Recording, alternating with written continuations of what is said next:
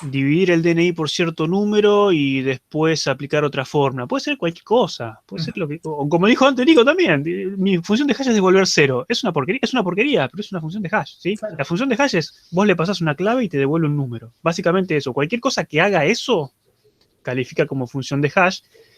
Tengan en cuenta que tiene que ser consistente, ¿sí? Consistente en el sentido de, si vos le pasás n veces la misma clave, te tiene que volver n veces el mismo valor de hash. Total, ¿sí? Por las dudas, sí, es verdad. Eso porque si no, no van a encontrar nunca el valor.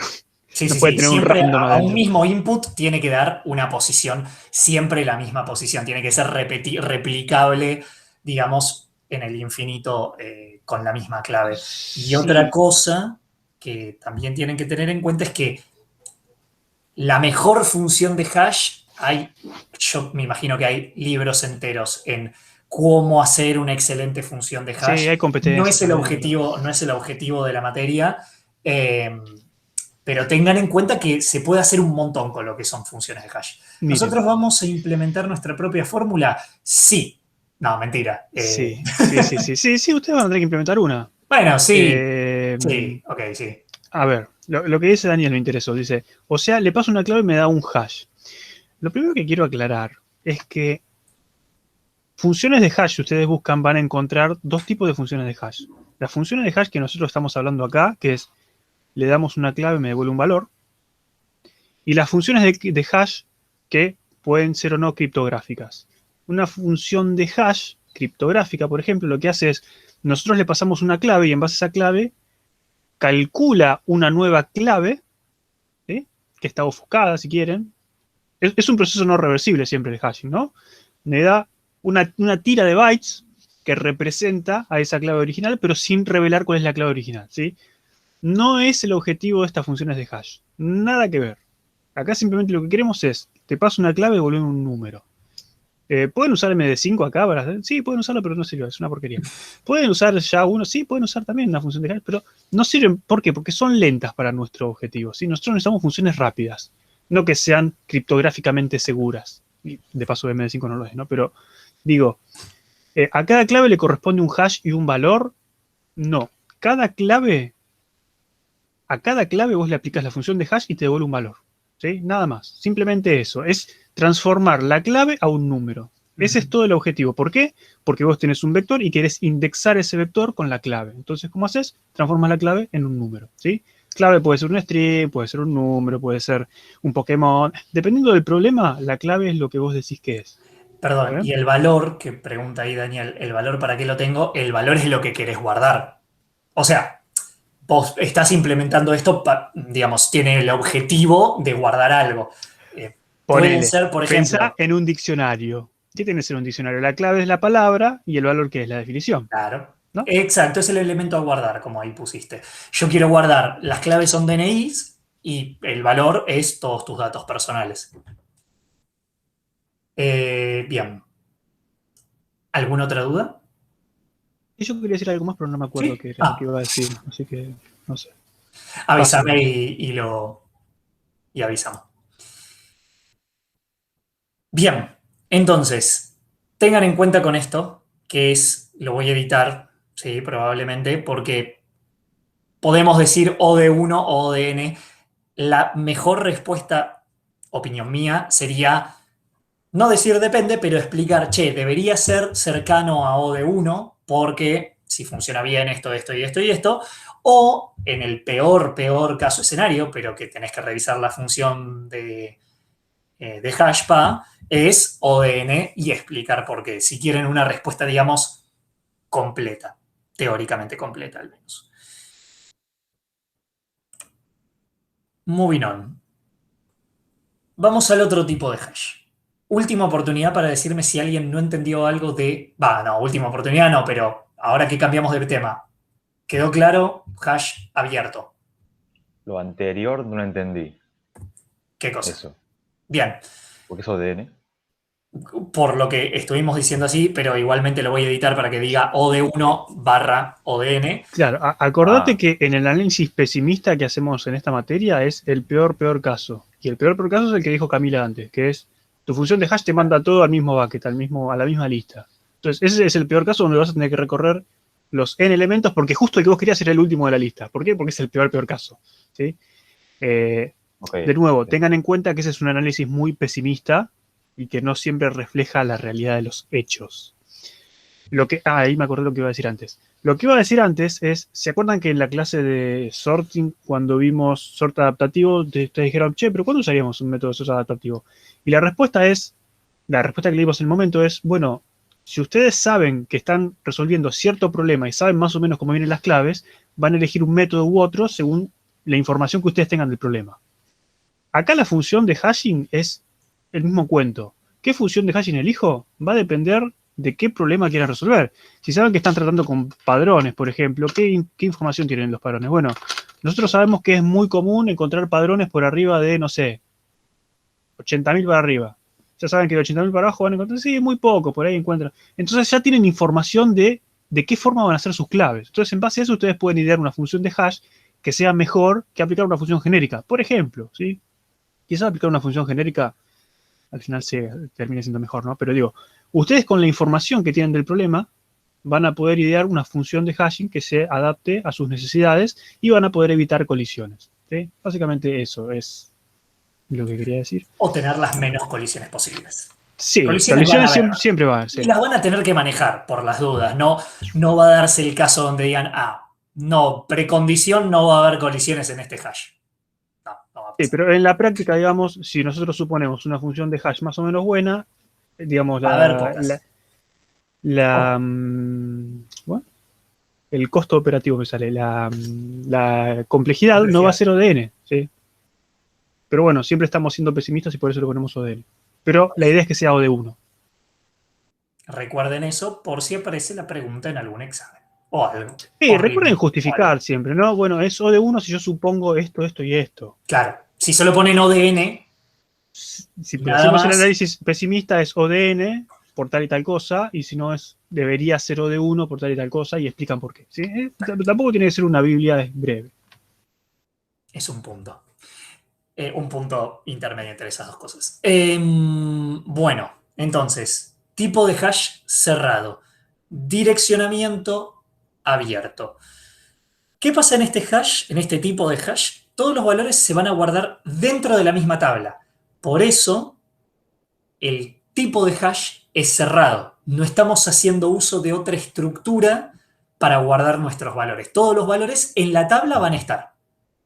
Ahora, ¿por qué el direccionamiento es abierto? Como bien dijo Lucas y como se estarán imaginando, si yo estoy guardando todo en la tabla, muy probablemente al realizar la función de hash y que haya una colisión, y a esa dirección no puede ir, a otro lugar no lo puedo guardar y va a tener que ser guardado en otro lado. ¿Se entiende eso? Ahora lo vamos a ver bastante más en profundidad igualmente. Entonces, un ejemplo, nada más, a manera de ejemplo, yo tengo clave 128 con un valor que es Mariano. Aplico la función de hash, lo guardo porque estaba todo libre. Viene otra clave. No importa lo que hay adentro, creo que venía Manu, le había puesto. Le hago la función de hash, cae también en Mariano. Bueno, una forma de guardar el valor es decir, bueno, no lo voy a guardar ahí, lo voy a guardar directamente en la posición contigua, que está libre, y le voy a poner el valor que era Manu. Bien, mi memoria funciona por ahora. Entonces, en una implementación de tipo de hash cerrado, si hay una colisión, sigo recorriendo el array hasta encontrar el próximo espacio libre. Ahora vamos a ver exactamente cómo, pero esa sería como la primera premisa. Por eso lo conocemos como direccionamiento abierto.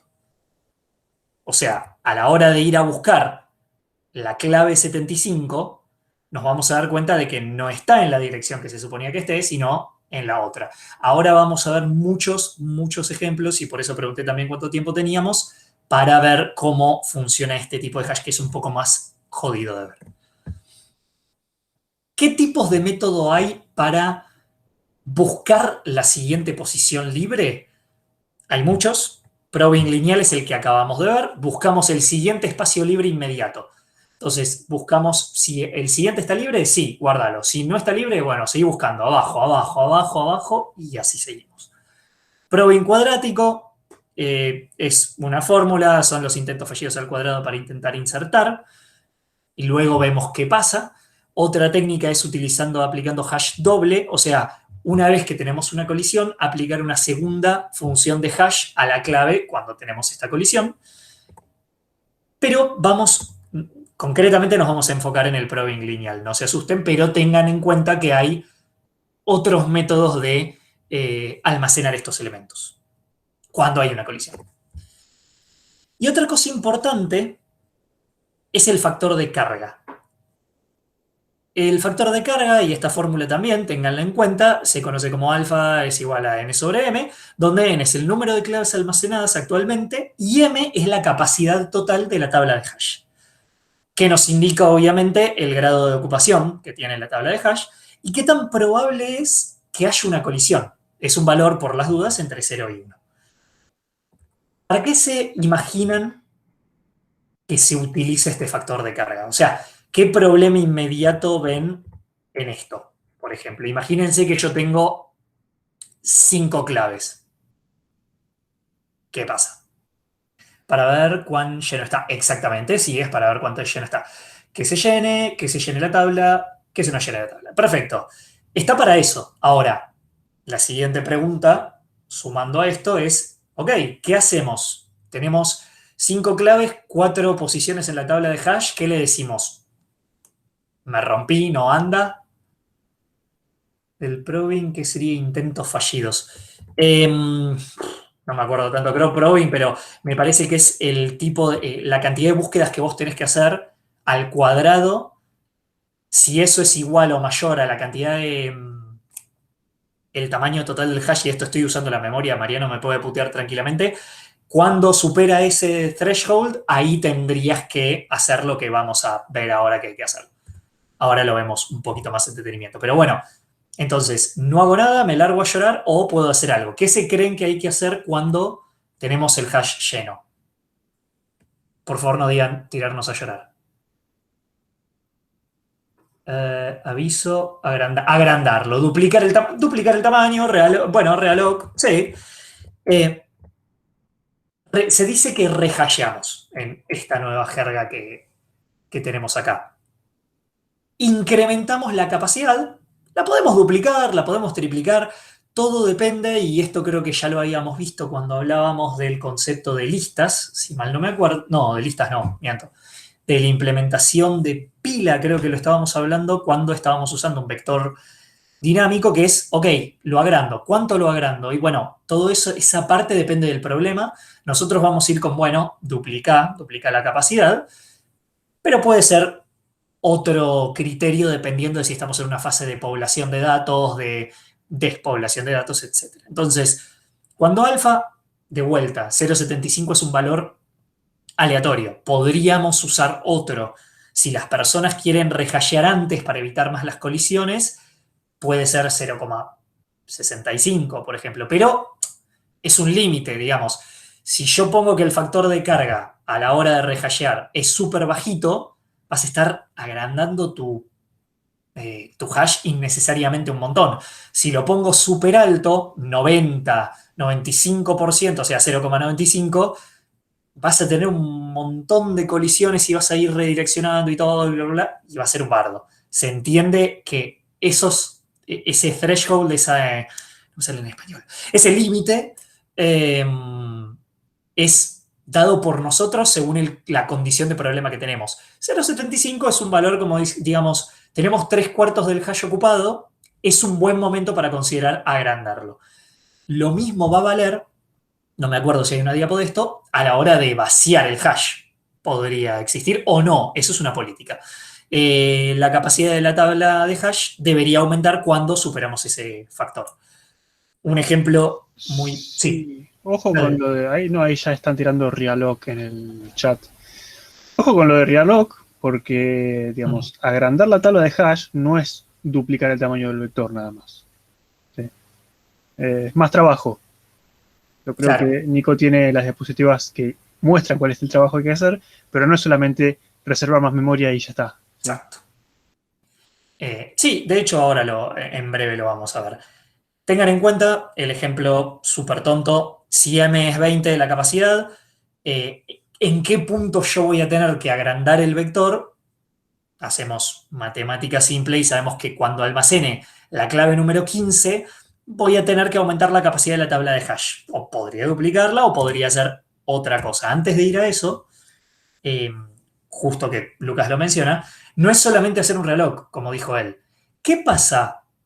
A ver si se dan cuenta antes de ir para eso, pero ¿qué pasa si agrandamos el hash, si lo duplicamos? ¿Ven algún problema inmediato? Yo tenía, imagínense, estos dos elementos, decidí rehashear, o sea que ahora la tabla va a valer, va a tener 8 posiciones, pueden cambiar las posiciones. Claro, no tiene que ver con que se mueva la memoria. Nosotros vamos a tener que volver a meter estos elementos en la tabla. Porque ahora nuestra función de hash, la imagen de la función de hash, no va de 0 a 4 o de 1 a 4, como quieran verlo. Perdón, o de 1 a 3. Uy, de 0 a 3 o de 1 a 4. Va a ir de 0 a 7 o de 1 a 8. Y esta clave podría no terminar en este lugar. Entonces, la hora de rehashear es un problemón. No es que, bueno, bajemos el factor de carga muchísimo, rehashemos todo el tiempo. Si vos tenés que rehashear mucho, eso te cuesta una banda de tiempo, digamos, de tiempo operacional. Porque es, duplico la tabla y todos los valores que estaban en la tabla, rehashear, por eso le decimos rehashear, tenemos que volver a hashear todos los valores y tenemos que mandarlos ahí. Sí, ahora vamos a tener menos colisiones, pero es costoso. Entonces, con más razón, nosotros vamos a tener que ver este número, ¿no? Y de vuelta, esto depende de la solución que ustedes están implementando. ¿Lo van a duplicar? Depende. Capaz el hash arranca en una sola entrada. Muy poco, pero una sola entrada. ¿Cuántos valores me van a venir? Y yo estimo que van a venir 1000 valores. ¿Les conviene ir duplicando nada más? Hacer tipo 1, 2, 4, 8. No, si ya sabes más o menos cómo viene, incluso el tamaño inicial del hash debería ser un tamaño determinado. Y mientras más vos conozcas el problema que vos tenés, más van a poder afinarlo y decir, ok, ¿en qué momentos vienen muchos datos? ¿Cuánto es el promedio de datos que vienen? Porque rehashear implica duplicar la estructura y hashear, volver a hashear todos los valores que tenías guardados. No es una boludez. No significa que si yo duplico esta estructura, Mariano va a seguir en la posición 1 y Manu va a seguir en la posición 2. Tal vez en el nuevo hash, que es más grande, Mariano va a la posición 0 y Manu ni siquiera colisiona, va directamente a la posición 3. Así que bueno. Sí, hablando de Mariano, yo no lo quiero dejar colgado a Mariano, que sí preguntó en el chat. Dice, ¿hay que cambiar la función de hash también? No hay que cambiar la función de hash. La función de hash es siempre la misma, ¿sí? Ustedes le pasan una clave y les devuelve un número. Che, pero si yo tengo un vector de 10 posiciones, ¿puede ser que mi función de hash devuelva de 0 al 9? No. Tu función de hash devuelve un número en cualquier rango, generalmente lo que te dé el int o el tipo de datos que estés usando, ¿sí? Del 0 al 4.000 millones, lo que sea, ¿sí? Y después ustedes van a acotar ese rango a la tabla de hash. O sea, si la tabla de hash cambia de tamaño, la función de hash va a seguir devolviendo el mismo valor. Va a cambiar la posición, ¿por qué? Porque ahora la tabla es más chica. Lo que tienen, hagan de cuenta que es que ustedes están tratando la tabla como si fuese una tabla circular, ¿sí? Llegan abajo de todo y vuelven al principio. O sea, si tienen una tabla de 10 posiciones, del 0 al 9 son las posiciones de su tabla. Ahora, si me dijeron, bueno, la posición 10, bueno, vuelvo al 0. La posición 11, el 1. La posición 12, el 2, ¿sí? Es como si fuese una tabla circular donde van volviendo al principio. Y eso básicamente es la operación módulo, si la conocen, que es lo que van a aplicar. Van a decir, la función hash no cambia. Ahora. Si cambia la función de hash, es como que estás cambiando el idioma en que estás hablando y cómo vas a ubicar todo, con lo cual se te va a descajetar todo. La idea es que los accidentes pasan. Sí, tal cual. La función de hash, una vez que la fijas, queda fija siempre. Rehashear lo que implica es que aumentás el espacio de almacenamiento y reordenás, si tenés que hacer, cómo deberían quedar los elementos, ¿no? Sería reservar una tabla nueva más grande y volver a insertar todos los elementos, si quieren, de esa forma así bien crudo. ¿Sí? Es básicamente eso. Volver a insertar todos los valores en una tabla nueva más grande. Con la misma Con lo función cual de hash. implica su laburo, no es solo reservar un poco más de memoria. Claro.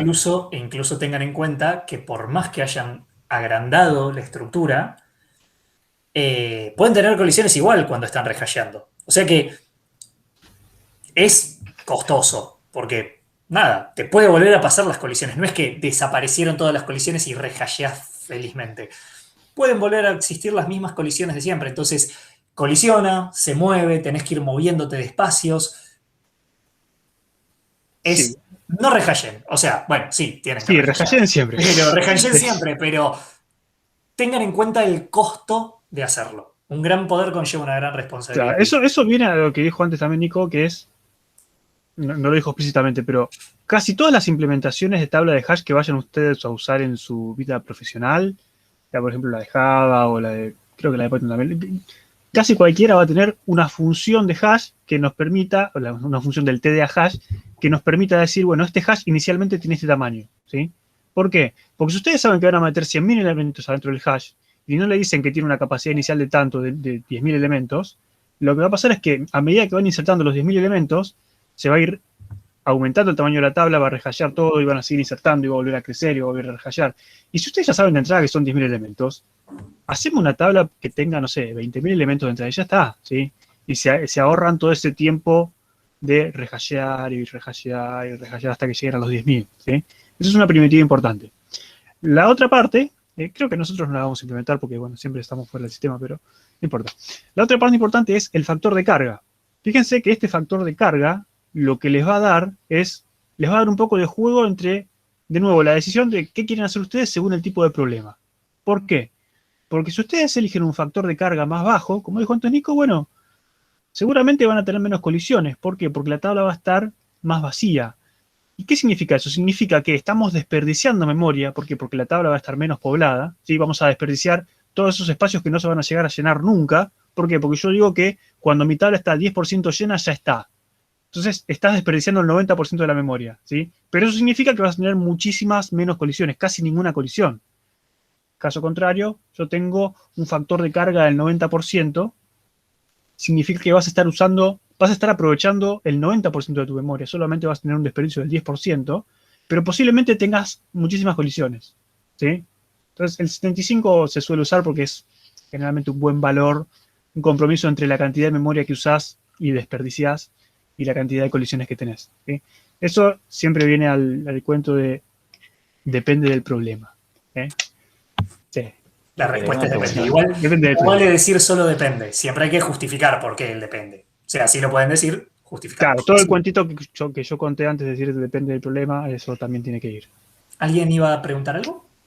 Sí, Lucas había dicho que si me llegan como 100.000 datos, el rango de la tabla de hash tenía que ser como 20.000. Claro. Dijo 100, no dijo 100.000, creo que dijo 10.000, 20.000. 10.000, 20.000. Eso depende de tu... Digamos, es de nuevo, si vos sabes que vas a insertar 10.000 elementos en tu tabla de hash y vos le decís mi capacidad inicial va a ser 10.000, vos sabés que vas a tener colisiones. Entonces, en vez de decirle tamaño 10.000, decirle tamaño, no sé si 20.000, pero 15.000 por lo menos. Dejarle un espacio como para que respire. Pero, de nuevo, eso depende del problema. Sí. Imagínense que ustedes van a tener que en algún punto, probablemente, hacer algunas estimaciones a la hora de construir algo. No necesariamente va a ser un hash, o sea, ustedes van a construir, como dijo Lucas, a partir de estructuras que ya existen, pero no es poco común que en un laburo, cuando tengan que construir algo, hagan esa pregunta, hagan la pregunta de, che, si estoy haciendo una API, por decir cualquier cosa, sí, una API, ¿cuánta gente va a acceder al mismo tiempo? Estoy haciendo una página de internet. ¿Cuánta gente va a entrar al mismo tiempo en esta página de internet? Y mirá, nosotros tenemos una hot sale y vos estás haciendo una página de internet de ventas y en la hot sale en general entran alrededor de 50.000 personas al mismo tiempo. Tenés que tener una estructura preparada para que no se rompa eso, porque ese es un momento clave que te está diciendo un cliente a la hora de armar algo. Si vos no haces esa pregunta y estás desarrollando un juego, por decir cualquier cosa, El juego es re lindo, es re bonito, todo. Lanza el juego, entran 10.000 personas al mismo tiempo, se cayeron los servidores y si alguien en algún momento de la vida, que es muy usual en esta carrera también, jugó y lanzan un juego, probablemente están en la cola o están todos puteando porque los servidores se cayeron. ¿Por qué? Porque esos son justamente test de estrés, son cosas que hay que tener en cuenta. ¿Cuánta gente esperás? ¿Esperás 100? ¿Esperás 1000? ¿Esperás 10.000? ¿Esperás 1.000.000? Son números recontra distintos que hay que tener en cuenta. Y mientras más los tengan en cuenta, que a veces no los tienen, no es que no lo preguntaron. A veces el cliente le dice, mira, no sé, o yo me proyecto para tener 10.000 clientes y tuvo 10, sobredimensionó. Yo me proyecto. Le creas al cliente. ¿Cómo? Nunca le creas al cliente. Nunca le creas al cliente, pero está bueno, mientras más información ustedes tengan del problema a resolver, mejor es. Campus, justo acabo de ver ese comentario. El campus le pasa eso. Hay un periodo 2 veces al año que se repite, que es, se tienen que anotar en las cursadas. Y se cae, el campus se cae. ¿Por qué? Y bueno, porque alguien debe haber estimado que iba a haber 100 alumnos entrando al mismo tiempo. Y la realidad es que no hay 100 alumnos, hay bastante más. 2 alumnos. No toquemos ese tema que Mariano. No, lo de campus es otra cosa, no me toque el tema porque estuve. Si cuento eso, vamos todos presos y no quiero estar grabando. Chao. Están grabando, YouTube nos va a censurar. A ver si. Un segundo que scrolleo, a ver si hubo algún otro comentario. Campus, módulo, función. Si la función de hash te da un número fuera de rango, la función está mal. La función siempre te tiene que dar en el rango en el que vos estás trabajando. Si tenés un hash de 20, la función de hash te tiene que dar un número entre 0 y 19 o 1 y 20, dependiendo de cómo estés armando los índices. Pero, long story short, si la función de hash te da un número fuera del rango, está mal la función. Revisar la función. A ver si hubo otra pregunta. Permítanme contradecir acá al compañero Nicolás. ¿En serio? Sí, obvio. La función de hash, lo que dije antes, la función de hash les tiene que volver un número, nada más. Es cierto que tienen que estar dentro del rango de la tabla. Eso es muy cierto, ¿sí? Pero esa operación es por fuera de la función de hash, ¿sí? La función de hash es independiente del tamaño de la tabla. ¿Está bien? Sí, está bien, es verdad. No, Pero es verdad, me quedé pensando y es cierto, no. De hecho, si ustedes buscan en Wikipedia funciones de hash, van a ver que son todas independientes del tamaño de la tabla, ¿sí? Reciben la clave y hashean la tabla, la clave, nada más. Claro, está ustedes acotarla para acotarla, como dice Nico, al tamaño de la tabla, ahí sí van a aplicar la función de módulo, que creo que tenés ejemplos. No sé si hay ejemplos. Sí, usamos ejemplos. Ahora vamos. ¿Saben por qué lo de la función módulo, no? ¿Alguien le explicó eso? Sí, lo mencionamos hace un rato, pero hasta que no lo vean, no.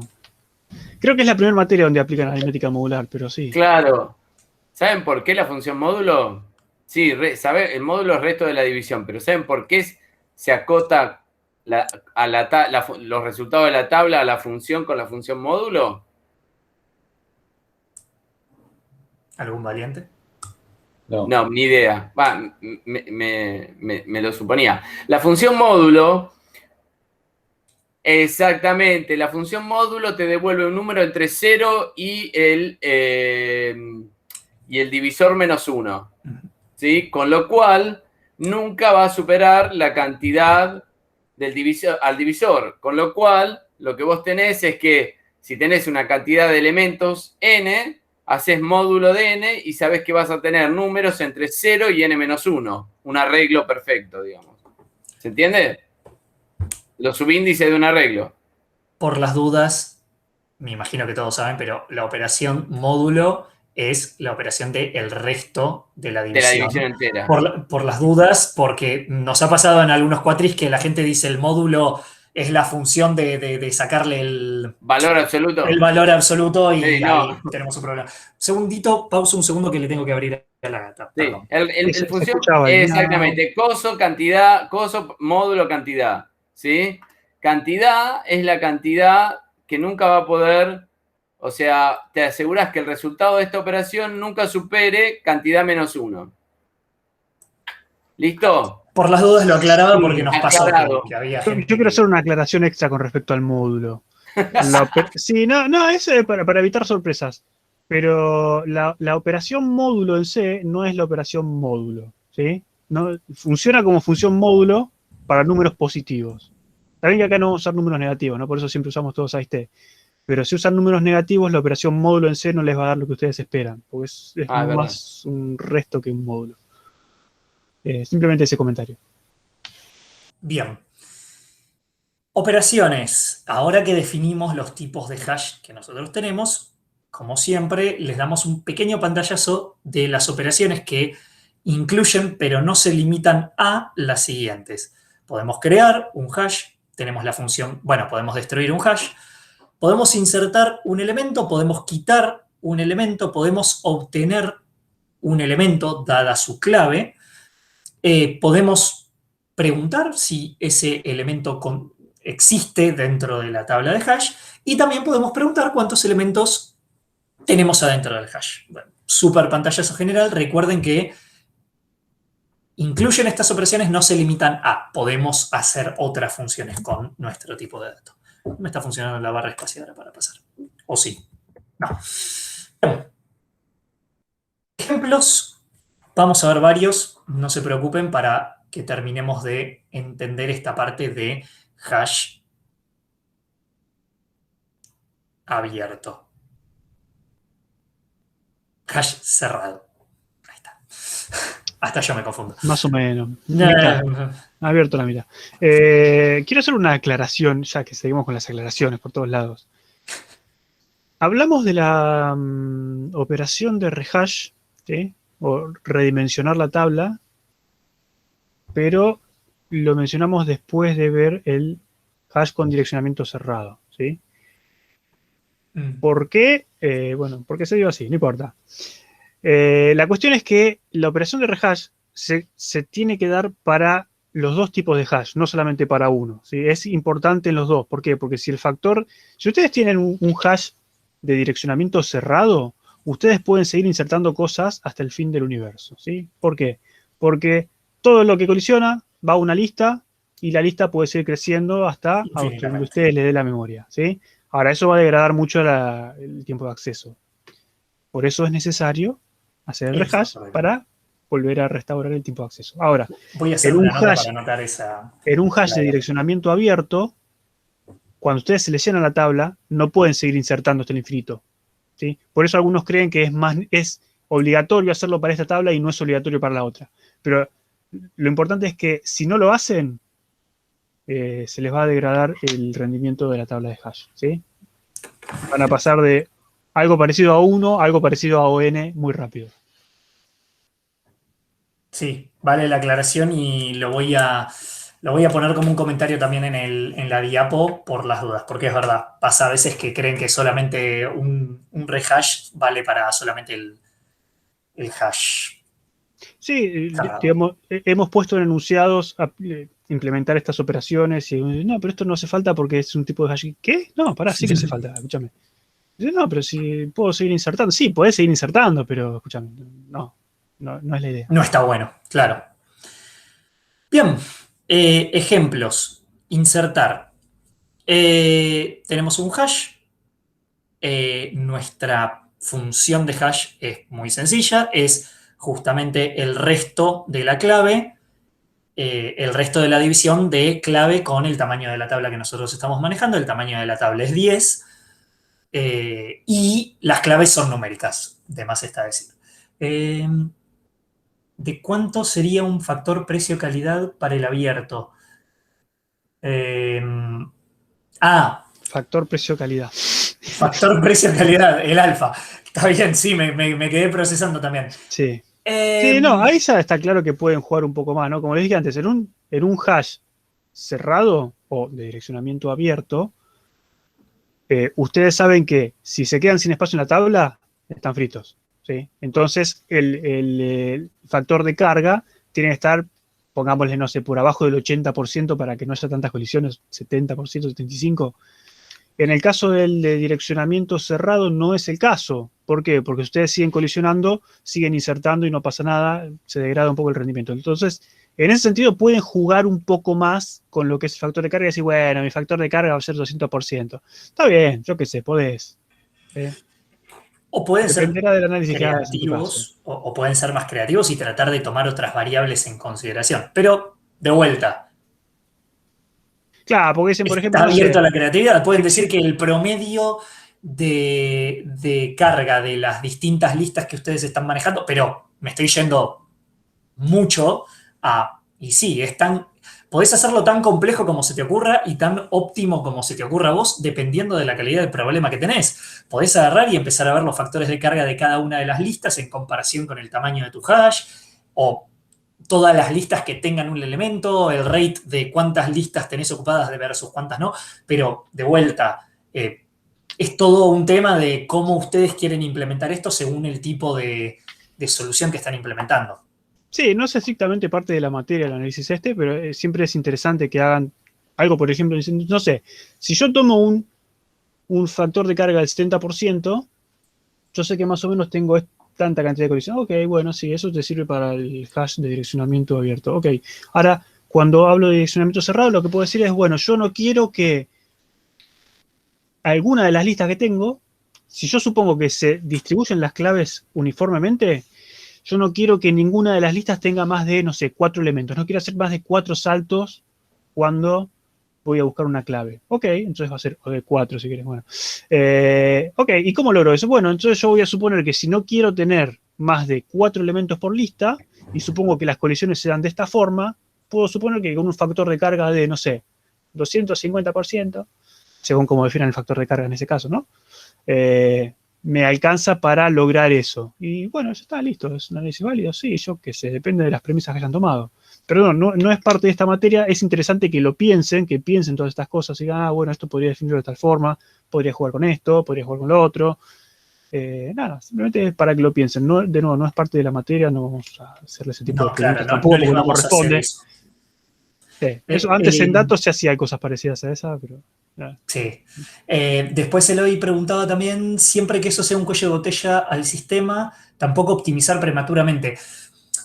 O sea, no sé si te referís exactamente justo a esto de cómo optimizar el número del factor de carga, pero claro, o sea, no podés pecar de sobreoptimizar todo, porque seguramente ya estamos hablando de terreno laboral, ¿no? Pero si vos hiciste algo súper óptimo y tardaste 6 meses en hacerlo y vos lo tenías que entregar en un mes, está mal. Si Pero vos es tardaste óptimo. 5, claro, pero es óptimo, sí, pero el cliente se fue con otra persona y vos te agarraste esa solución hermosa y la pusiste en un cuadro, pero nadie te pagó nada. O pecar de lo otro, de asumir que todo va a ser así. Hay gente que a veces dice, bueno, precondiciones. Yo asumo que el cliente sabe, que el cliente no se va a mandar cagadas, que el cliente me dijo 10, que va a tener 10 usuarios al mismo tiempo y tiene 10, y lo hago en 5 minutos. Bueno, te va a explotar por los aires porque todos esos precondiciones son malas. Es optimizar tu optimización. Trata de encontrarle el punto justo. ¿Es óptimo el algoritmo? No la solución del proyecto. Claro. Para Sí. quien había preguntado Quadratic Probing, sí. No, generalmente digo, si querés optimizar, seguramente vas a optimizar el hash de direccionamiento abierto, ¿sí? Porque no tenés tantos saltos en memoria como el de direccionamiento cerrado. O vas a hacer uno de direccionamiento cerrado con buckets, con n elementos por buckets, y cuando se te hace overflow en un bucket, ahí rehasheás. Pero eso ya son otras técnicas distintas, son otras variantes que, de nuevo, en esta materia no importa ser óptimo, importa analizar qué es lo que está pasando. Nada Claro. más, no importa ser óptimo. Igual está Para ser bueno óptimo, que vayan pensando esas cosas, pero no es el foco. claro, eso también es uno de los porqués nos gusta dar la materia en C, por más que para ustedes sea un bajón al principio, y al final también, pero bueno.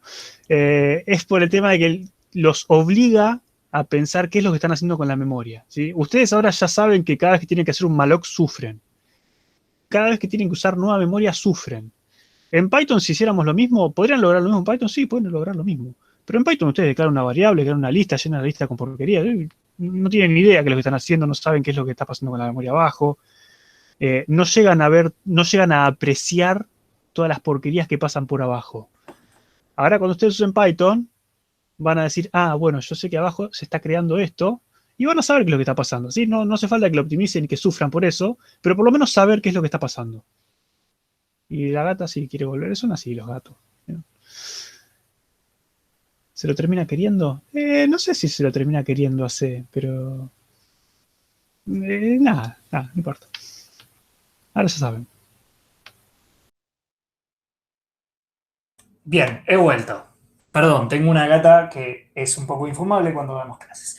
Bueno, yo iba a decir una cosa más y me olvidé. Bueno, no importa.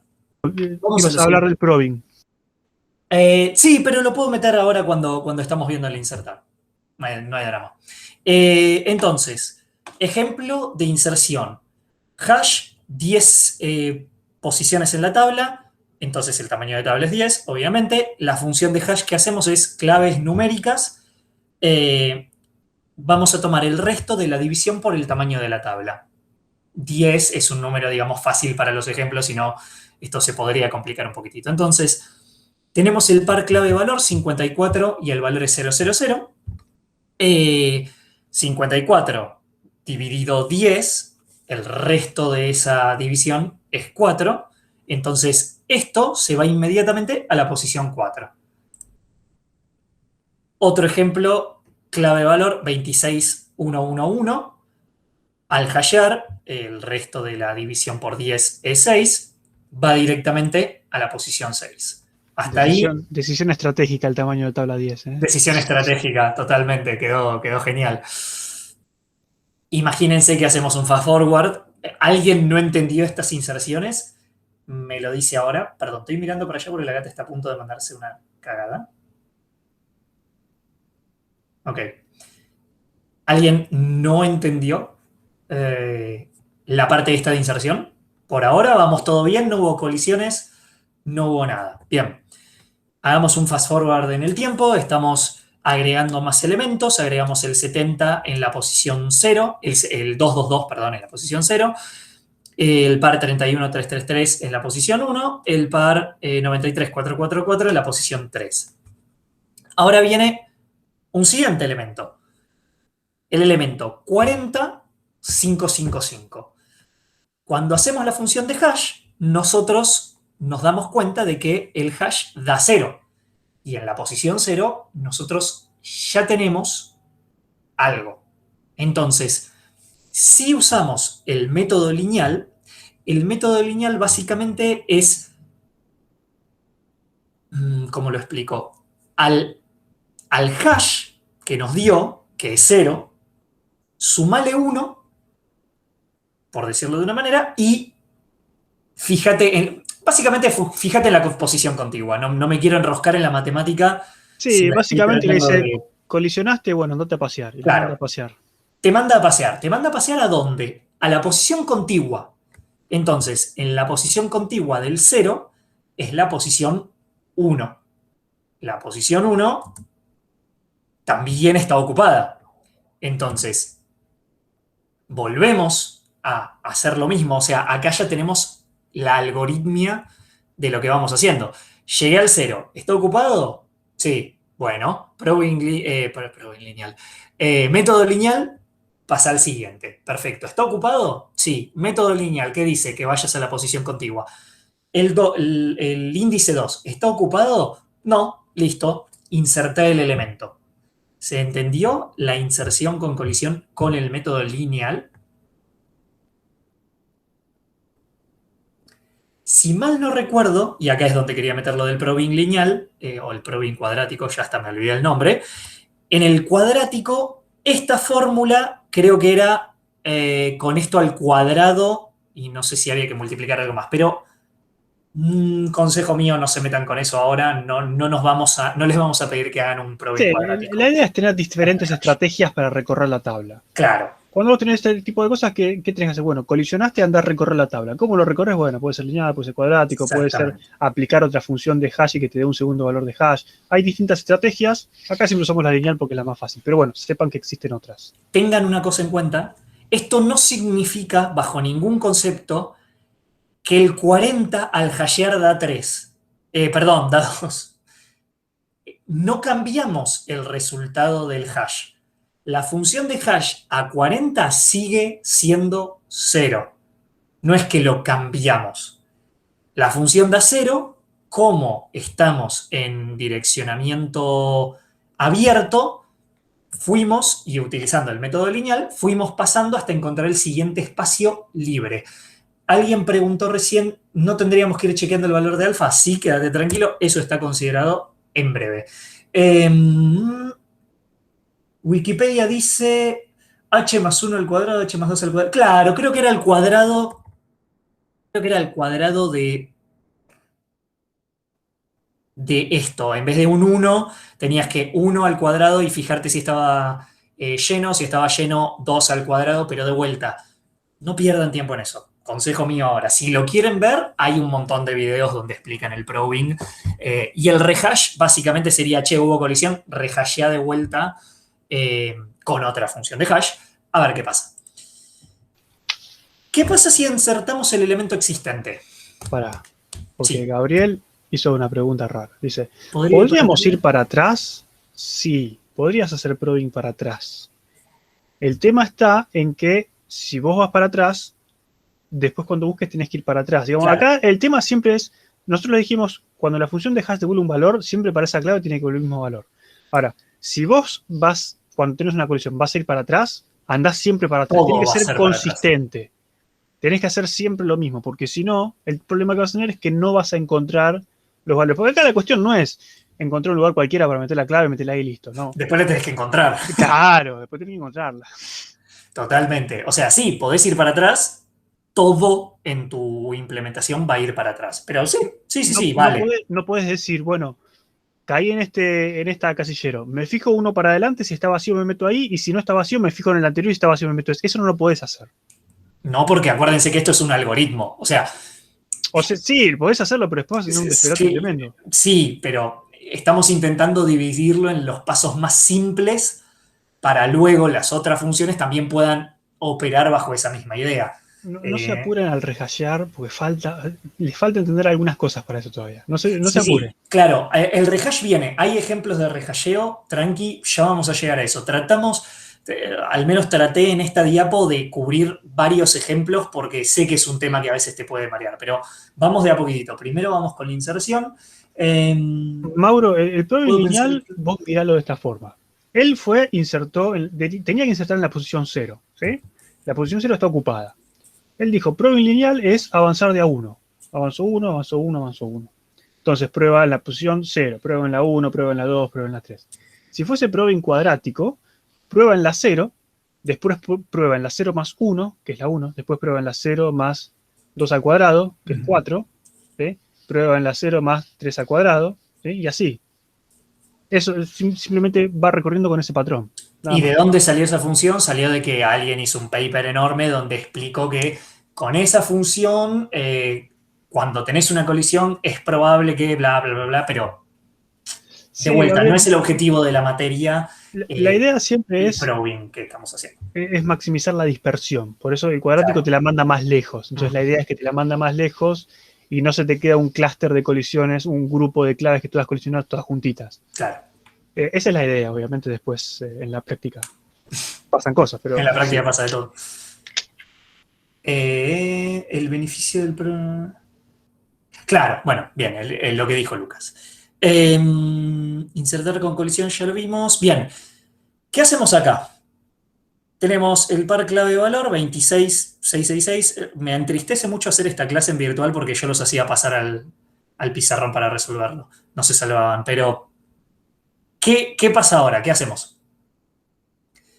Tenemos clave 26, hash 6, valor 666.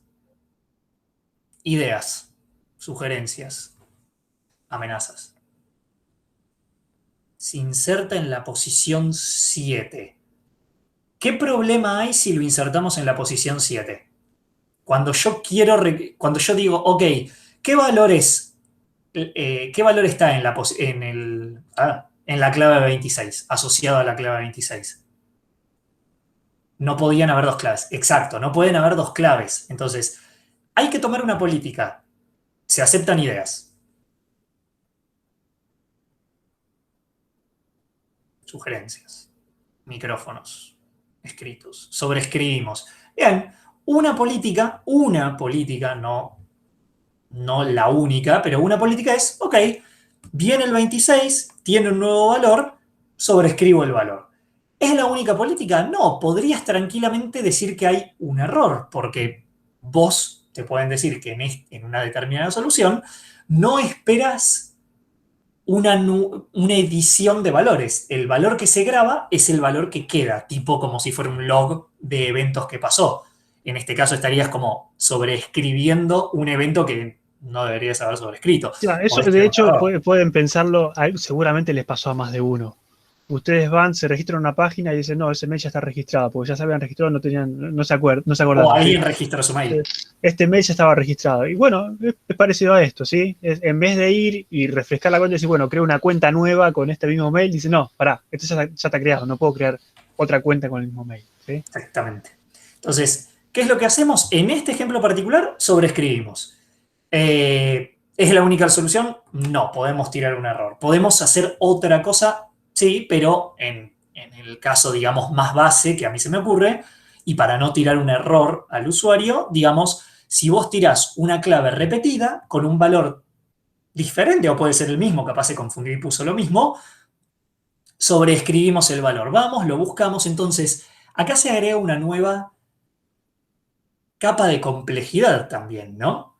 Porque a la hora de hacer esto, este en particular que estuvimos haciendo, no solo tenemos que ver si está ocupado, sino que también vamos a tener que decir, ¿está ocupado? Sí. ¿Está ocupado con la misma clave? No. Bueno, busca el siguiente. ¿Está ocupado? No. ¿Está ocupado por... perdón, ¿está ocupado? Sí. ¿Está ocupado por la misma clave? No. Listo. Seguí. Se dan cuenta cómo se van agregando como capitas de complejidad a medida que nosotros estamos definiendo cosas. Se puede cambiar la clave. ¿A qué te referís con cambiar la clave? Las claves son claves, es lo que estamos usando nosotros para... es lo que define la identidad del elemento. Digamos, si vos podés cambiar tu DNI, clave, podés sacar una clave, un par clave de elemento, que eliminarlo de tu hash, vos decís. Porque cambiar la clave no se puede cambiar. Una vez que vos agregaste una clave, ese elemento está asociado con esa clave en particular. Claro, piensen también un poco en qué implica hacer lo que quieren hacer. Ustedes tienen, supónganse que no hubo colisiones, ¿sí? Supónganse que estaba todo perfecto. Ahora, insertaron un par clave valor en la tabla, ¿sí? Ahora, dentro de la tabla, ustedes le cambian la clave a ese elemento. Pero, ¿tiene sentido eso? Porque el lugar donde está ese elemento almacenado en la tabla fue determinado por la clave que tenía. Entonces, si le cambian la clave, ¿no debería haber estado almacenado en otro lado, según la función de hash? Y seguramente sí. Entonces, una vez que está dentro de la tabla, no tiene sentido cambiarle el valor de la clave porque ese valor no pertenece ahí, ¿sí? Exactamente. Y si le cambiamos la clave, cuando busquemos por clave... Claro, no lo va a encontrar porque la función de hash te va a mandar a otro lado. Porque es otra clave, otro hash. Otro hash me refiero a otra posición en la tabla. Totalmente. Bueno, hacemos un poquito más de fast forward. Agregamos el elemento, me parece, 777, súper creativos. Y ahora, ¿cuál es el factor de carga en este momento si inserto la nueva clave? El factor de carga, n sobre m, donde n es 8, cuando inserte un nuevo elemento voy a estar en 8, y m es 10, el factor de carga sería 0,8. Si estamos usando la definición que dimos nosotros de cuando supera el límite de 0,75 hay que rehashear, este es un gran momento para decir, ok, tenemos que rehashear la tabla. Tenemos que hacer una tabla de tamaño 20, y ahí rehasheamos y todos los valores van a estar en otras posiciones. A efectos de la presentación no podía duplicar la tabla y trabajar con 20, pero básicamente el paso que hay acá es, esta tabla en vez de tener de 0 a 9 va a tener de 0 a 19, y todos estos valores van a ser rehasheados. de vuelta. Y en la función de hash, una vez que se utiliza, cuando hay que adaptarla a módulo 20. De nuevo, implementenlo como quieran, pero conceptualmente, ¿qué significa rehashar? Significa reservo una tabla más grande y vuelvo a insertar todos los elementos que tenía. ¿Sí? Es básicamente eso. Exacto. Que básicamente, claro, sí, implementenlo como quieran. Iba a tirar cuestiones de implementación que ya se van a pelear con ellas. Implementenlo como quieran, siempre y cuando se comporte de esa forma. Sí, obvio. Sí, es verdad. A ver si todavía me traen con un contrato legal. Vos dijiste que lo implementes como quiera. Bueno, implementenlo bien. Ok. Otro ejemplo. Obtener. Vamos de vuelta desde el principio con los valores que nosotros utilizamos. Porque no nos sirve de nada almacenar cosas si después no las podemos encontrar. Exactamente. Che, Nosotros Nico, sí. no quiero joderte mucho. ¿Hacemos un break? Ah, es verdad. Sí, podríamos, Si ¿no? no se van a suicidar. Dale, sí, no se suiciden, chicos, no, porfa. No tengo la playlist acá. Iba a traer una playlist. Bueno, gracias. Auspició este momento Radio Méndez, Silicon Valley y Microsoft. Sí. Por favor, que nos regalen cosas y nos auspicien, loco. Sí, si quieren los podemos auspiciar. Tenemos que ver cuántas vistas hay en el. A ver si nos pagan en YouTube. Sería bueno. Yo ya dije, tiré la idea de hacer un Twitch en vez de YouTube y nos pueden dar donaciones anónimas. Así no se sienten comprometidos a. Una clave de insider, claro, de Windows, una clave de esas, o una clave de esas que son clave para cualquier cosa. Tienen de esas que Upa, la metes y anda en cualquier cosa. Bueno, me callo y seguimos. Tranqui. Yo no sé por qué se me retobó. Listo. Ahí va. A ver. Ahí va. ¿Arranca Listo. o no arranca? Ahí está. Hubo más preguntas. Yo me acuerdo que arrogué a alguien porque no le entendí una pregunta hace 1000 años. Igual pasó mucho chat. ¿Alguien sabe si lo respondimos? Acá, ¿a qué te referís con perder? Tira por acá cerca. Ya voy, ¿eh? Por ahí es medio obvio, preguntaron, pero al rehashear a partir de acá ya perdiste el valor 111, ¿no? ¿El valor 111 es el que reemplazamos? Sí, el 26. Ah, 26. sí. Está perdidísimo. Sí, porque la política que nosotros tomamos fue reemplazar el valor cuando estamos dando una misma clave. Así que sí, el 111 es irrecuperable. Perdón, después empezaron a hablar de chipá y cosas que necesito y no me distraje. Puntero láser. Bueno, ejemplos de obtener elementos. Como veníamos diciendo, a manera de repasito, estamos buscando el valor de asociado a la clave 54. En este caso, si hasheamos la clave 54, nos va a dar 4 y cuando vamos a la posición 4, nos damos cuenta de que el triple 0 lo devuelve y tuvimos un hermoso O de 1. ¿Alguna consideración ustedes ven? Igual lo vamos a ver en otros ejemplos, pero podría haber pasado. No, mejor vamos directamente a los ejemplos, por las dudas. ¿Qué pasa ahora si quiero buscar la clave, el valor asociado a la clave 40? ¿Qué está pasando acá? Yo hago hash de 40, me da 0. ¿Y a dónde voy? Voy a la posición 0. Claro, lo que dice Eloy. Igual deberíamos verificar que sea 54, porque ¿qué está pasando en este ejemplo? Yo devuelvo 222.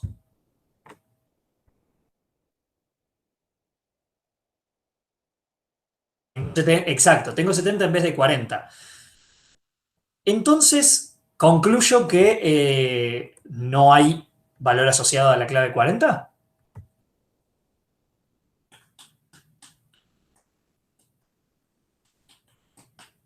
¿Ideas? Sí, no, tal vez. No. Exactamente, no. Sigo buscando.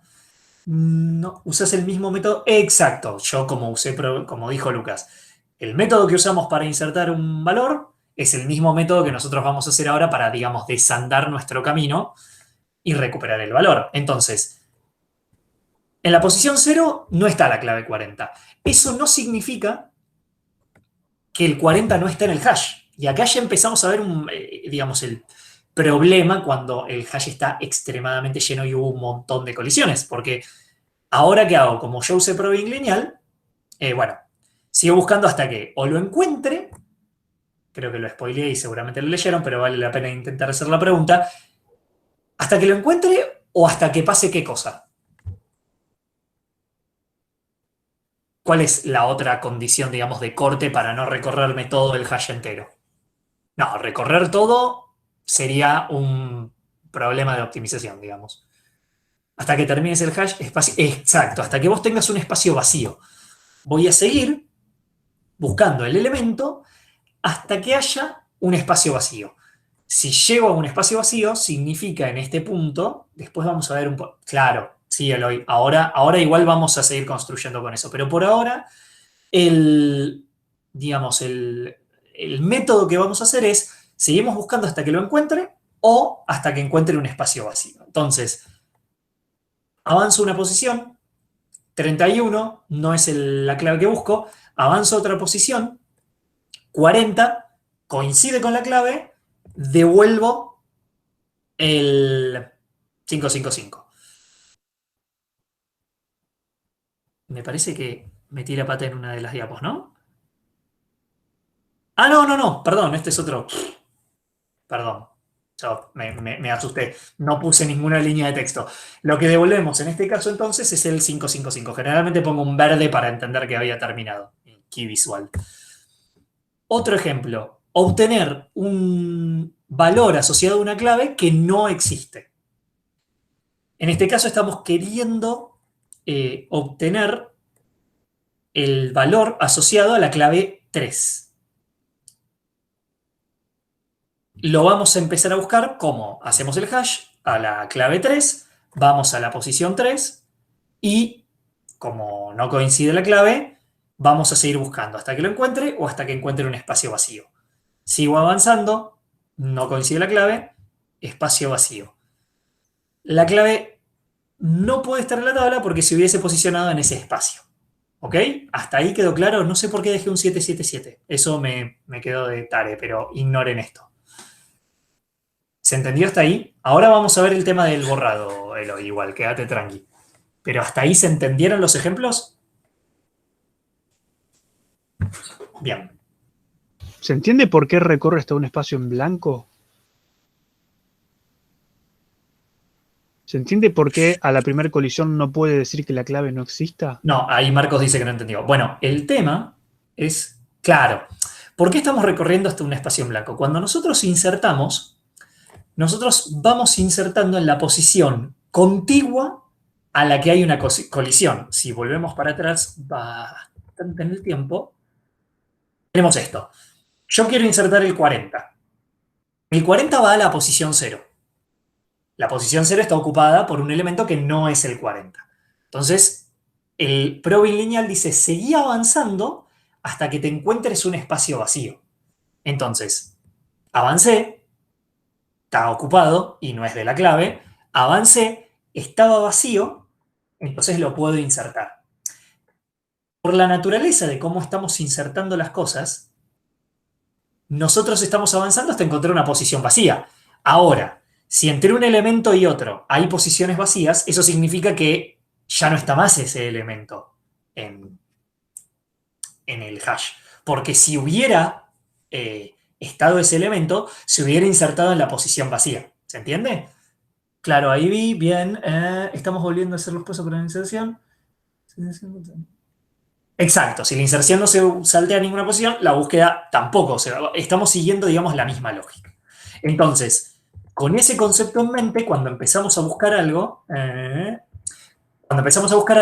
no nos basta con que no esté en la posición que buscábamos, sino que tenemos que ir avanzando hasta encontrar el valor, si lo encontramos ya está, o hasta que haya un elemento vacío. Si acá en vez de 40 había 41, ibas a seguir, y cuando llegabas acá decías, listo.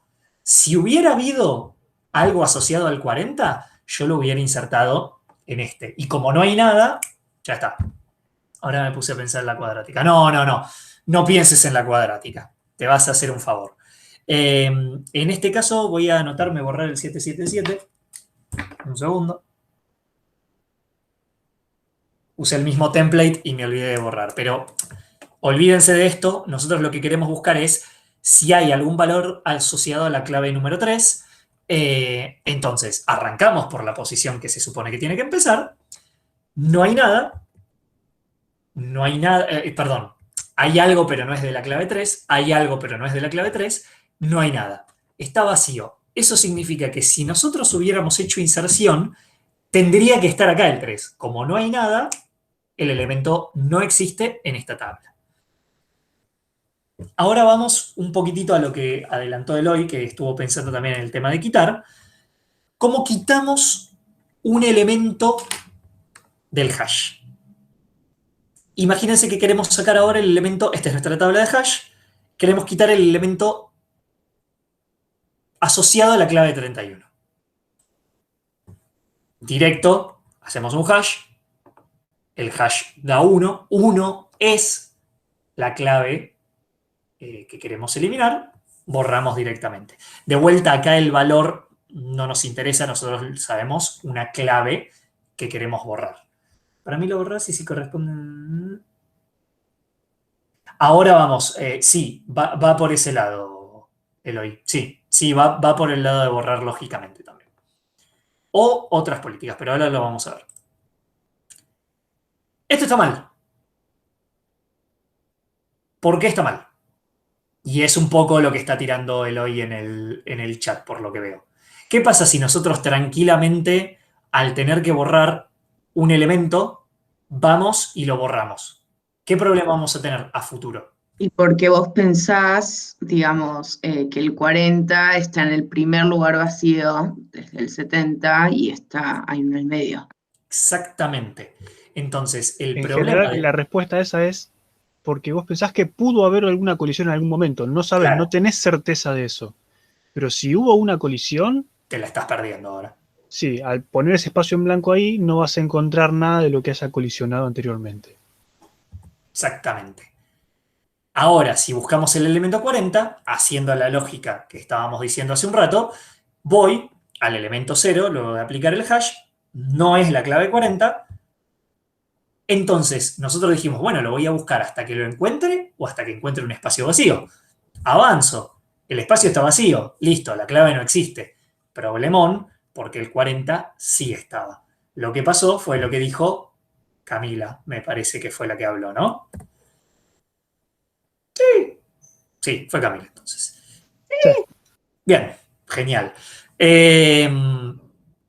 Quitamos la clave 31 con hash 1, que no tenía nada que ver con nuestro proceso de buscar una clave que esté en el índice 0, pero que no estaba, pero al haber un espacio vacío, cagamos.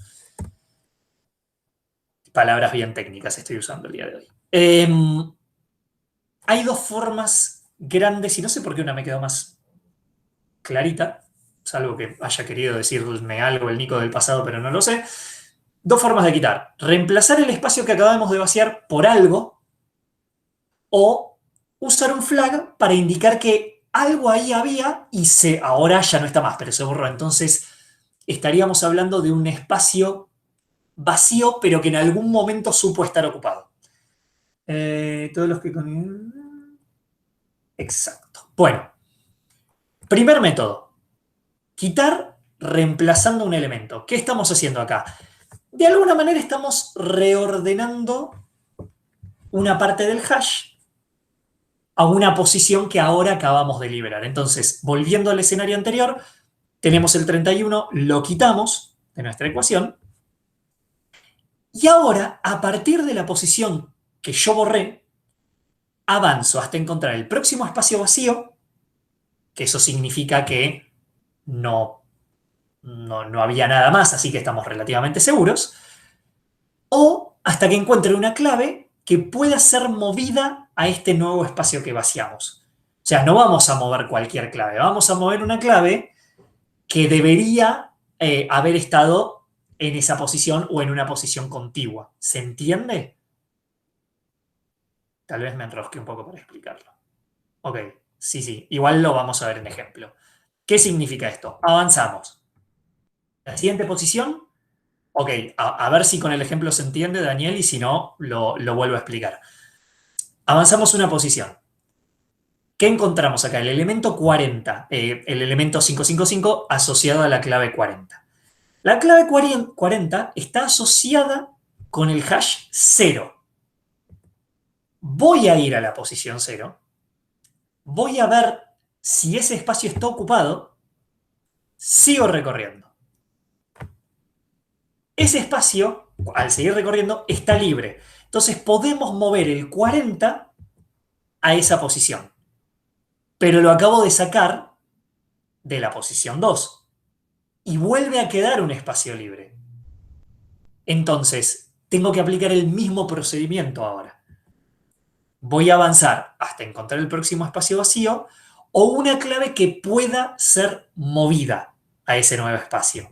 Entonces, el siguiente no es vacío. El siguiente tiene clave 93 y con hash 3 está bien posicionada. Vamos a avanzar. En este caso, el siguiente tampoco es vacío y la clave 54. Va en el 4, porque el hash de 54 es 4, así que está bien posicionado. Sigo avanzando. El espacio está libre. Terminé con el proceso de... Acá termina recién el proceso de quitar un elemento con reemplazos. Voy a ver las preguntas y ahora pregunto si hay alguna duda. El concepto sí... Ok.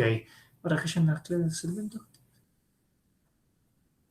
Claro, más o menos, sí, como lo dijo Gabriel, lo que vas haciendo es rehasheando, pero no es que vas rehasheando todo. Lo que vos te vas fijando es, a medida que vas avanzando, si el 93 está bien en la posición 3, no es que lo sacás y lo volvés a... Ya está, estaba bien, sigo. El 54 estaba bien, sí, sigo. Elemento vacío, listo, terminé. Si acá hubiera encontrado una posición, como lo hicimos en este caso, donde...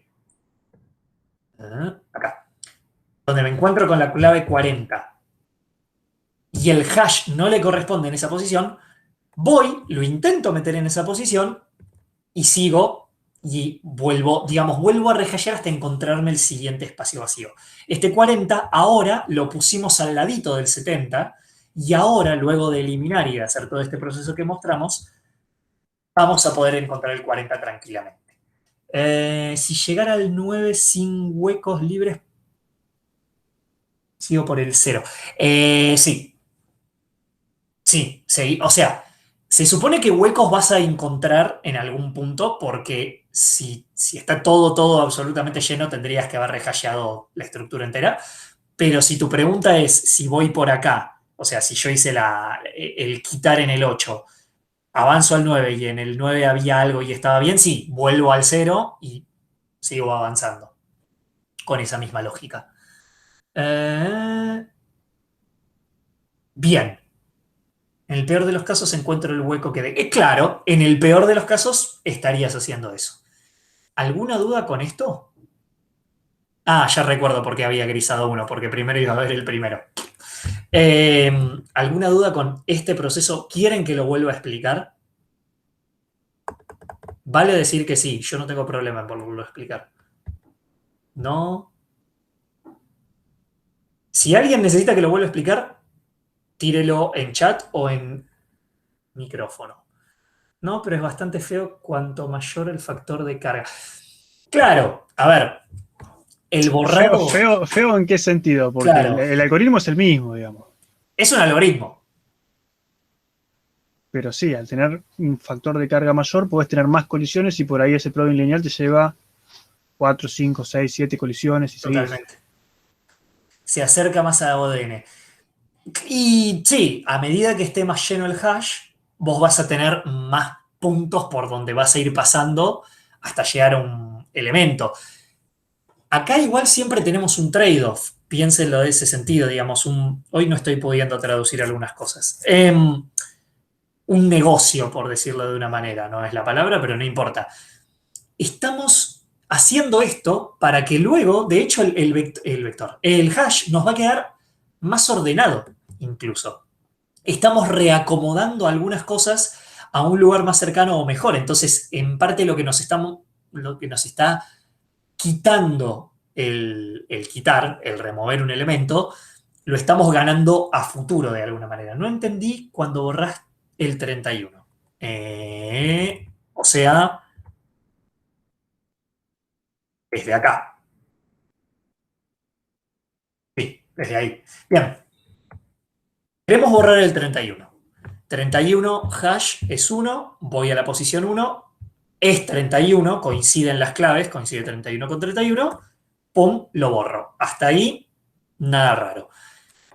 El problema anterior, ¿lo entendiste? O sea, ¿entendiste por qué está mal dejarlo ahí y no hacer nada más?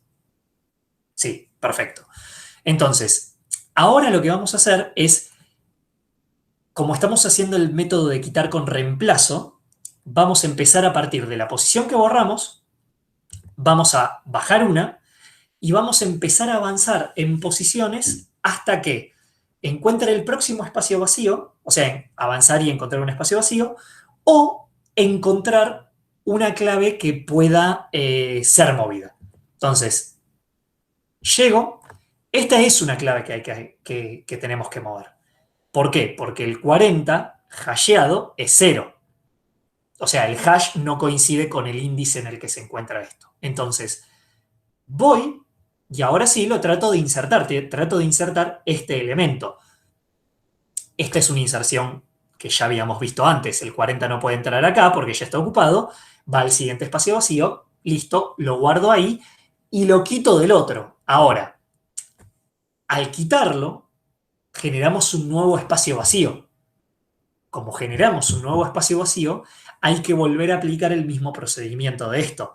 Entonces, partiendo desde acá, voy a avanzar hasta encontrar el próximo espacio vacío o la próxima clave que pueda ser movida.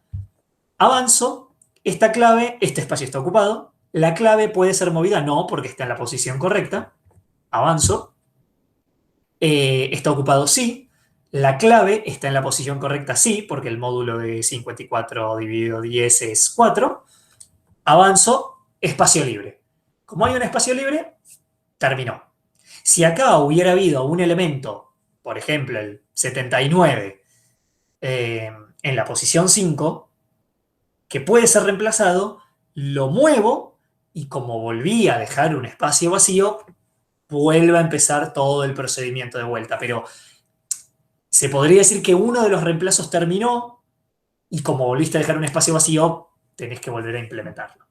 Lo que podemos mover son las que, claro, sí, las que podés mover son las que sufrieron en algún punto una colisión y no están en la posición correcta, porque las que están en posición correcta no las voy a mover. El 93 está bien donde está y el 54 está bien donde está también. O sea que eso sigue avanzando sin ningún problema. Llegué a encontrar un espacio vacío, terminé el proceso de quitar una clave. ¿Alguna otra duda, pregunta? Veo el chat. No, estamos bien. ¿Dudas, preguntas? ¿Algo más? Ok. Continúo. Otro método que no es reemplazar es utilizar un flag para indicar que se borró algo. Si no hacemos esto, ocurre lo mismo que antes. Si está vacío, asumo que ya no hay nada hasheado más adelante y puede traernos problemas. No sé por qué puse ese comentario porque ya se sabía, pero no importa. Esto es lo que se conoce en algunas otras técnicas como un borrado lógico, como dijo, creo que Eloy lo había adelantado. Bien, no puedo avanzar. Ah, no es que no puedo avanzar, se terminó la diapositiva. Voy a hacer un ejemplito a eso. ¿Qué vamos a hacer con esto? Es simplemente, al momento de borrar esto, esta posición va a tener un dato extra, digamos, un parámetro extra, que es un flag de borrado. Ya recuerdo por qué no tengo las diapos de esto, porque los hacía pasar para hacer el ejercicio. Vamos a dejar esta posición marcada como posición vacía que en algún momento tuvo algo. Entonces, a la hora de recorrer y de buscar esto,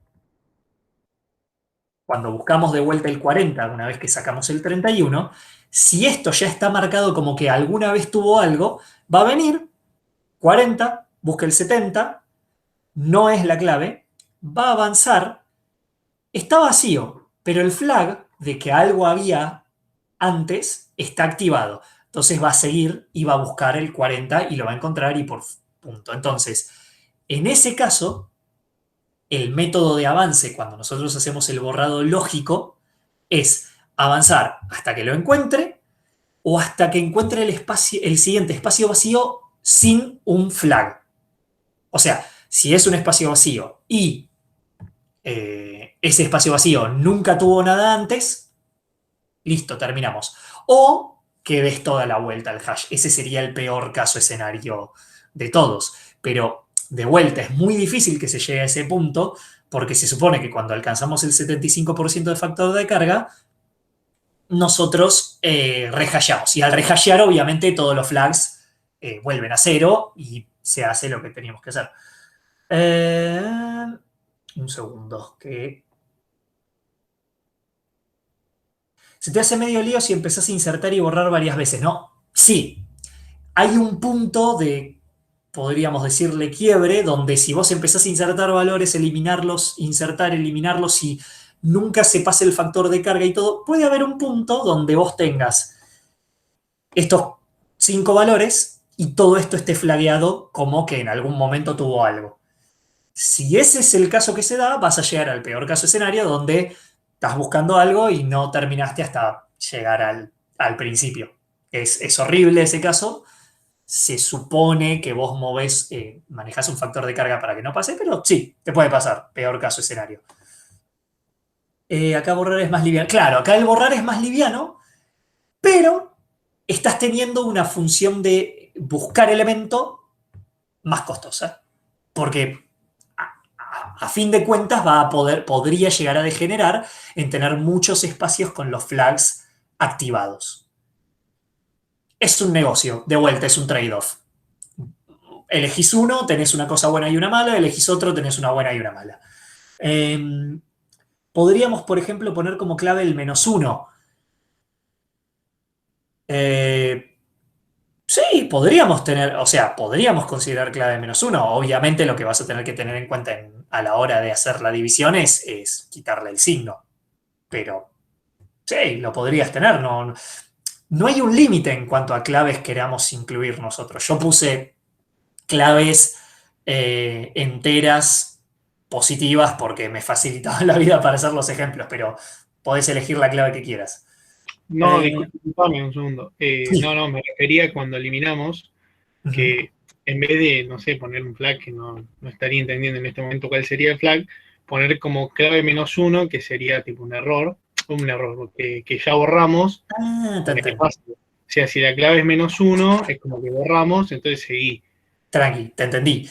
Es más, podría ser más simple que eso. El flag sería incorporar un elemento más a lo que sería una línea de la tabla de hash, que podría ser un booleano, true, false, que diga estuvo ocupada, false o true, dependiendo de si estuvo ocupada o no. ¿Podés agregar una clave inválida a manera de flag? Sí, lo podés hacer.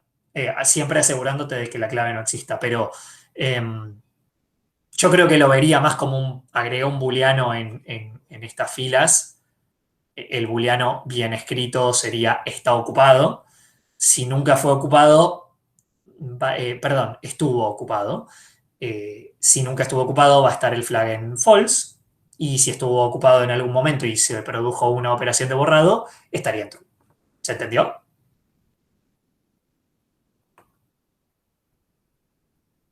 Casi. Sí, ok. No, me contestó por chat, por eso. ¿Se podría llevar un contador adicional de borrados lógicos y forzar un reordenamiento en caso de borrado lógico? Sí.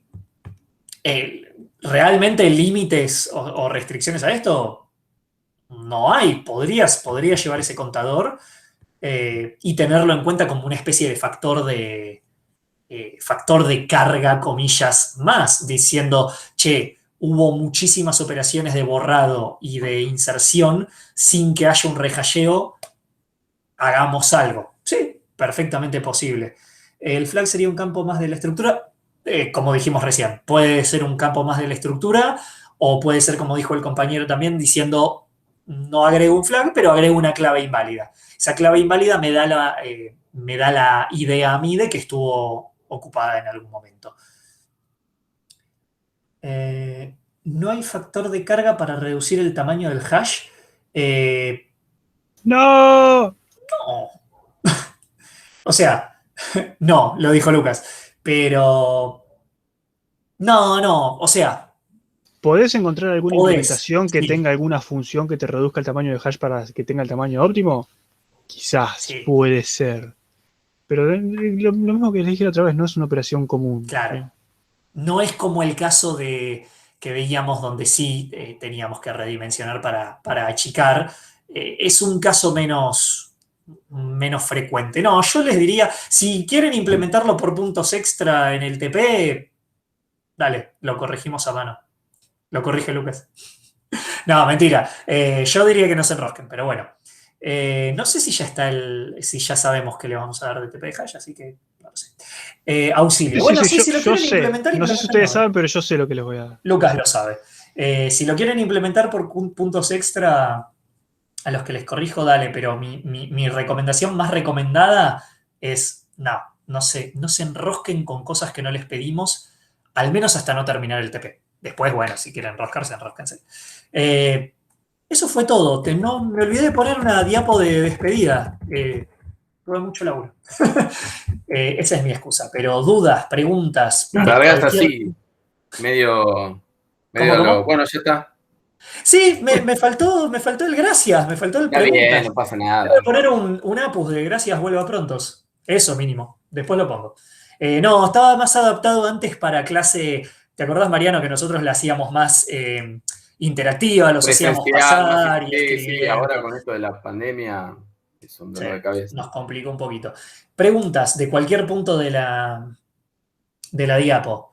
Listo, un ABB en el hash abierto y una función bien que lo achique. Sí, anoten que Fabricio Busto, yo no le corrijo por suerte, va a hacer eso. No, pará. De nuevo, acuérdense que cuando tenemos el hash abierto o de direccionamiento cerrado, nosotros no queremos que la lista crezca mucho. ¿Sí? Queremos que no tenga 25.000 elementos. Queremos hacer una lista chiquita. ¿Sí? La lista está simplemente porque los elementos sabemos que colisionan. Y bueno, que colisionen es algo malo. Queremos reducir la cantidad de colisiones, no queremos que se encadenen muchas cosas. En ese contexto, ¿tiene sentido meter la complejidad de un árbol si sabes que ese árbol no va a tener más de, no sé, 3, 4 elementos? No sé, me parece que no. Pero bueno, yo qué sé. Ustedes dirán, ya tuvimos. Después los puedo referir hubo muchas soluciones. Los puedo referir a uno de los colaboradores que lo hizo, si quieren hablar con él, que les cuente su experiencia. Pero yo qué sé. Yo no fui. Por la... No. Si quiere mantener el anonimato, creo que igual ya lo mandé al frente en una clase. Pero... Sí, creo que en la clase anterior de Hash lo habíamos mandado. Pero sí, si quieren hacer o sea, no los recomiendo. Esto es opinión personal y opinión que sirve para todas las materias de la facultad. ¿Tiene sentido o no tiene sentido? Hacerlo por hacer. Pero el árbol es mucho más óptimo que el... Está bien, pero son 3 elementos, 4 como máximo. Ya más que eso sabés que vas a rehashear. ¿Tiene sentido? Exactamente. Recomendación. Viene la recomendación después de responder esto. En el abierto directamente borrarías un elemento de la lista. Exactamente. O sea, volviendo muy para atrás, volviendo al pasado. Eso también responde a lo que pregunta Daniel. Dice, ¿por qué vimos operaciones solamente para direccionamiento abierto? Vimos para direccionamiento cerrado. Pasa que era más sencillo. Claro, acá... ¿Insertás en la lista o no insertás en la lista? O sacás de la lista. Nada más. Esto se traduce en las operaciones de lista. Si yo quiero eliminar el elemento E1, voy, busco, ¿está en la lista? Sí, está el E1, listo. Lista, borrar elemento. Ya está. Y olvídate, si querés hacer el otro, hacelo, pero te diría que no te metas en camisa de 11 varas. Si ya tenés implementado el tipo de dato lista, ya está, digamos. ¿Para qué te vas a meter a hacer el cerrado? Sí, de hecho eso viene a la pregunta que hizo Nico antes. ¿Ya saben lo que van a implementar? Sí, van a implementar el cerrado esta vez. ¿Por qué? Porque siempre quieren implementar el cerrado por algún motivo. Dicen, che, es más fácil el cerrado. Yo no sé por qué vienen todos con esa idea. Bueno, listo, ya está, entonces. Así que como todos los cuatrimestres los hacemos implementar uno abierto y siempre me dicen el cerrado es más fácil, bueno, ahorita vamos a hacer un cerrado. ¿Les vas a hacer implementar un cerrado? Sí. Suerte, chicos. Yo no voy a responder consultas. me siento